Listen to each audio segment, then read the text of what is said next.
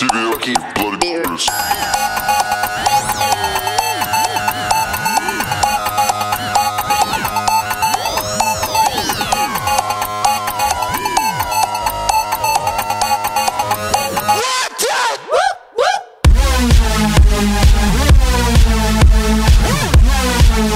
Alors la moto d'Antonio Cairoli, c'est tout simplement du pur bonheur.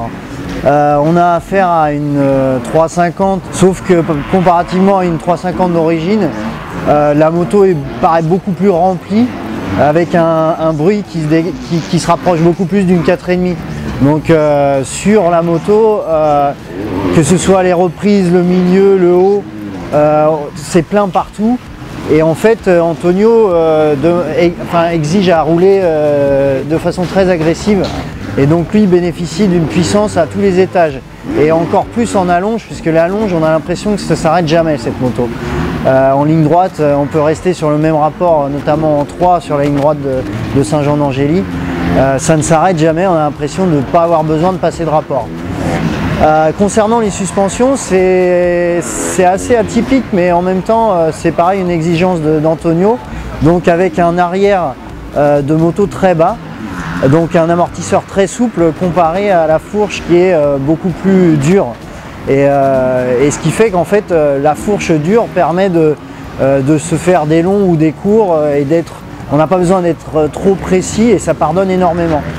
Et avec un arrière donc souple qui est parfois déroutant, mais à côté de ça, il y a d'autres pilotes qui s'y font très bien. Donc voilà, mais en tout cas, vraiment une moto très agréable à rouler.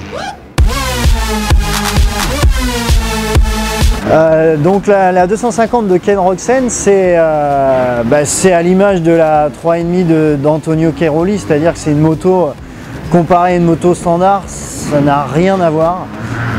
C'est mieux partout, donc on a plus de bas, on a plus de mi, on a plus de haut. En allonge, on a l'impression de pouvoir rester un temps infini sur le même rapport. Donc c'est super impressionnant, mais on le sait, KTM sont capables de faire des moteurs de folie, donc qui sont pleins partout et qui s'adaptent à tous les niveaux de pilotage en fait, puisque on peut se permettre de piloter agressivement, comme enrouler sur le deuxième rapport, parfois même prendre des virages sur le troisième rapport. C'est super impressionnant. Quant aux suspensions, alors là c'est très déroutant, on a affaire à des suspensions très souples, donc c'est une volonté de Ken aussi, c'est-à-dire qu'il demande à rouler très souple.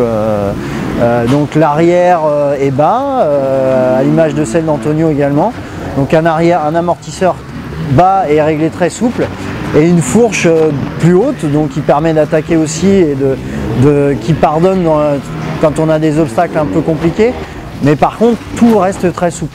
Alors ce qu'il faut savoir également, c'est que ce comportement de la 2,5 de Ken Roczen ou même de Herlings, puisque ce sont les deux mêmes motos, en fait le comportement moteur avec cette allonge incroyable sur le deuxième rapport ou le troisième rapport, c'est que la boîte de vitesse a été changée.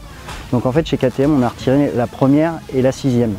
Donc aujourd'hui les pilotes officiels disposent d'une boîte 4, donc avec des rapports de boîte complètement transformés, ce qui fait qu'on a l'impression, quand on redescend en première, finalement on prend les virages en 2, et quand on prend les virages en 2, on se retrouve en 3.